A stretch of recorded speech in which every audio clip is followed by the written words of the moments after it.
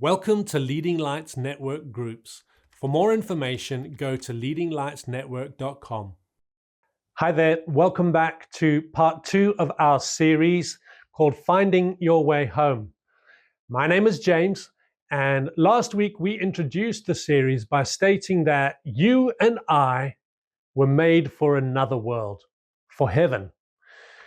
And we're tracing the story of Israel in exile and their journey back to Jerusalem from Babylon.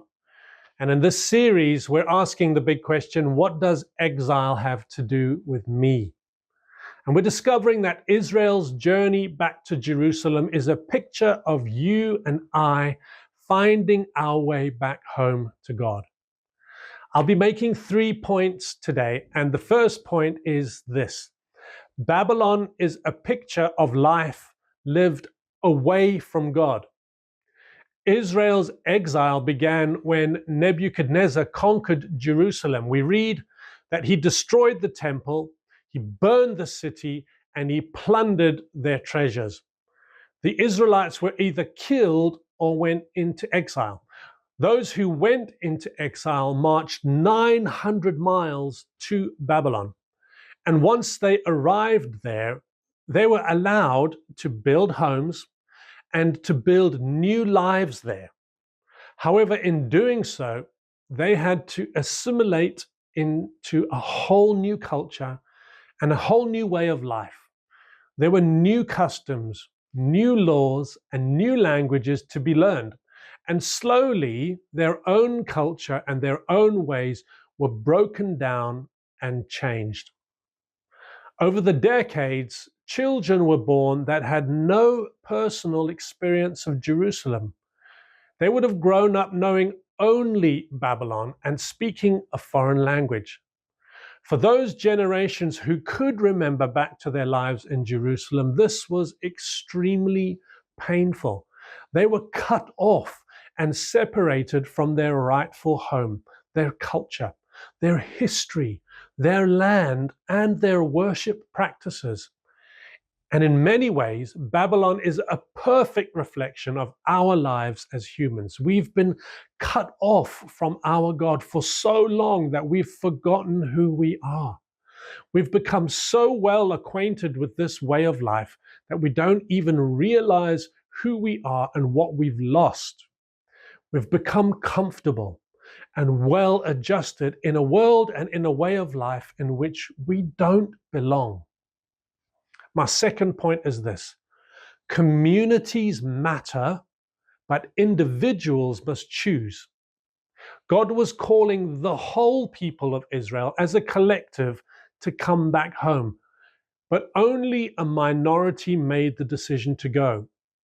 42,360 of them. Ezra chapter 2 lists the different families and individuals by name. Though God had intended for the whole group to return, the vast majority stayed in Babylon because of their possessions, the lives that they had built for themselves, and because of comfort. They chose to forsake the blessings and the promises and the favor that God had waiting for them because they were either too content with where they were, anxious of what the journey back might require, or anxious of building a whole new life all over again. This point teaches us that the communities that we find ourselves in can have a powerful influence over our lives, for good and for ill. Romans 12 and verse 2 warns us, don't become so well adjusted to your culture that you fit into it without even thinking. Instead, fix your attention on God. My third point is this. God cares about individuals.